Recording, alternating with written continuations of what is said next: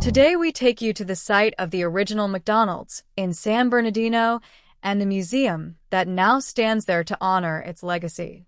The original McDonald's restaurant is no longer standing. The site is now home to a museum that celebrates its rich history. The sign out front is so neat. Can you imagine paying just 15 cents for a hamburger? In 1937, Dick and Mac McDonald opened their first restaurant, the Air Dome, in Monrovia, California, selling hot dogs, orange juice, coffee, and tea. In 1940, they moved the Air Dome building to San Bernardino at 14th and East Street, and it became McDonald's Barbecue Restaurant. It included a staff of 20 car hops and a 25-item menu that included barbecue ribs, beef, and pork sandwiches. The murals painted on the outside of the McDonald's museum serve as a vibrant and creative way to celebrate the history and cultural impact of McDonald's, as well as the legacy of its original location. The murals depict the story of McDonald's, from its humble beginnings as a small barbecue restaurant to its rise as a global fast food phenomenon. They act as visual storytelling, showcasing key moments in the brand's evolution and honoring the McDonald brothers' innovative contributions. The McDonald's Museum is a point of pride for San Bernardino, marking the city's role in shaping a global phenomenon. The murals celebrate this connection and showcase the area's historical significance. All sides of this building have some sort of mural on it. The outside of this building is almost just as interesting as what is contained inside. They have a mystery machine. In a lot just behind the museum are other figures: Daffy Duck, Sylvester the Cat, the Tasmanian Devil, and even a chicken. Nothing to do with the McDonald's brand, as far as I know, but still really neat to see.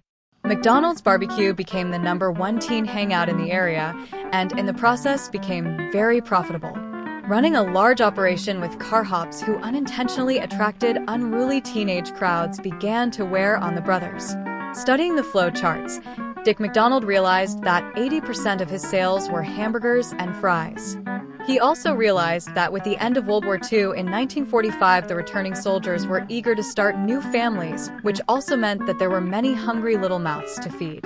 Taking a huge gamble, the brothers closed McDonald's Barbecue in October of 1948. They remodeled the kitchen area to only cook hamburgers and French fries. On December 12, 1948, they reopened as McDonald Hamburgers, featuring their Speedy service system, selling 15-cent hamburgers and 10-cent fries. Speedy became the official mascot. After the initial grand opening, sales were slow because regular customers and teens wanted the car hops to return. The brothers stood firm, believing their new system was the right one for the restaurant. Within a year, crowds returned larger than ever before, aided by the fact that their system could mass-produce hamburger and fries in greater quantities than ever before. With their huge sales volume, they began to sell hundreds of shakes every week, eventually attracting the attention of multi-mixer salesman Ray Kroc. In 1953, the brothers realized the octagonal building could not keep up with the demand, so they demolished the building and built a new restaurant with 2 golden arches designed by Dick McDonald.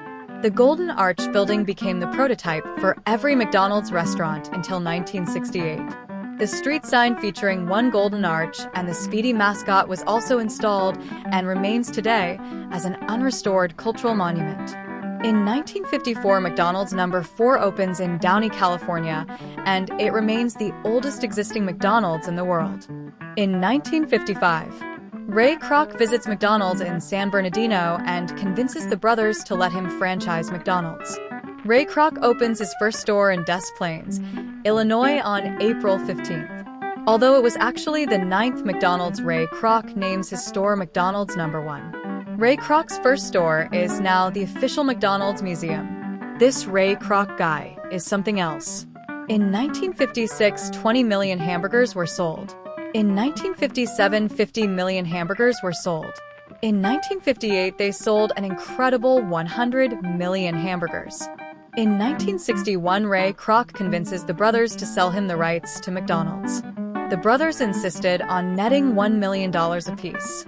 The total purchase price ended up being $2.7 million, which in today's economy is approximately $21,174,027. When Ray Kroc found out that the purchase price did not include the location at 14th and E, he was furious. He made the brothers change the name to Big M and vowed to never talk about the brothers for the rest of his life.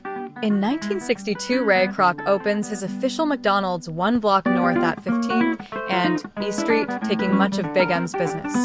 The people that loved McDonald's assumed McDonald's moved because it was a better location. The brothers decided to take their money and retire.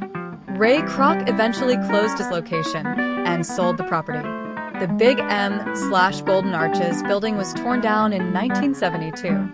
A concerned neighbor prevented the wrecking crew from taking down the original street sign, and in 1960 the current building was constructed on the property. It was occupied by Lopez Music Store.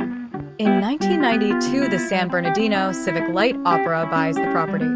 They were a non-profit organization, so McDonald's Corporation dedicated the brass monument recognizing San Bernardino as the birthplace of McDonald's. They spent a lot of money upgrading the property, but it never opened to the public, and eventually the debt became too much to handle and the property went into foreclosure. In 1996, Albert Okura, big fan of McDonald's and founder of the Juan Pollo rotisserie chicken chain, finds out about the foreclosure from the local newspaper and immediately made an offer of $135,000. Realizing that the property was a piece of history, Albert decided to open an unofficial McDonald's museum specializing in the early McDonald's years. The museum opened on December 12, 1998, which happened to be the 50-year anniversary date of the original McDonald's. Albert moved his headquarters to the property. The museum is free and is open 7 days a week. If you have made it this far, please subscribe and like. Thank you for watching Jones Journeys.